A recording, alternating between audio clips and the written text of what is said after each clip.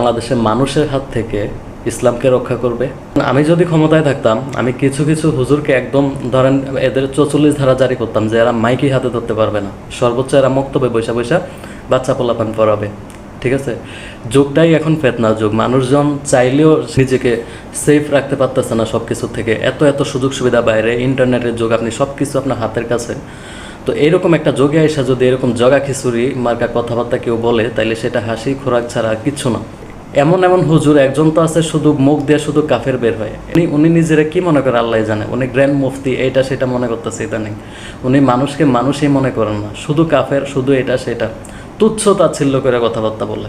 আর কিছু আছে এরা কথাই কইতে পারে না, এরা কথা বললে যেন অন্যরা শুনলে এইসব কথা মানে হাসি চলে আসে যে এরা কী বলে আসলে এরকম হাজার হাজার মানুষের সামনে বৈশা বৈশা।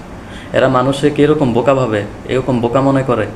আর কিছু মুসল্লি বৈশা সামনে ঠিক ঠিক ঠিক ঠিক যা বলে সব ঠিক, যা বলে সব ঠিক। এদের হাত থেকে কোনোভাবে ইসলাম রক্ষা করা মানে কোনোভাবে সম্ভব? আদনান হুজুর একটা কথা বললে বসলেন, উনি কোন প্রেক্ষিতে কিভাবে বলছেন জানি না, জাস্ট ওনার ওই কথাটাই কোট করতেছি যে কোনো নারী যদি মাহরাম ছাড়া বের হয়, তাইলে সে যদি ধর্ষণ হয় তাহলে সেটার দায় তার একান্ত নিজের। উনি কোন ক্ষেত্রে কি বলছেন আগে পিছিয়ে কিচ্ছু জানি না, জাস্ট এই কথার ভিত্তিতে বলি যে উনি যখন গুম ছিলেন, উনি যখন গুম হয়েছিলেন, নিজে নিজে গুম হয়েছেন নাকি ওনাকে গুম করছে কি জানি, আল্লাহ ভালো জানে, তখন ওনার বউ কিন্তু মাহরাম ছাড়াই বের হয়ে ওনার জন্য হন্য হয়ে ওনারে খুঁজছে, হ্যাঁ, সংবাদ সম্মেলন করছে। ওনার এটা বোঝা উচিত যে এই দেশে এরকম অনেক উদাহরণ আছে যে হাজব্যান্ডকে বাইধা রেখে স্ত্রীকে ধর্ষণ করা হয়েছে।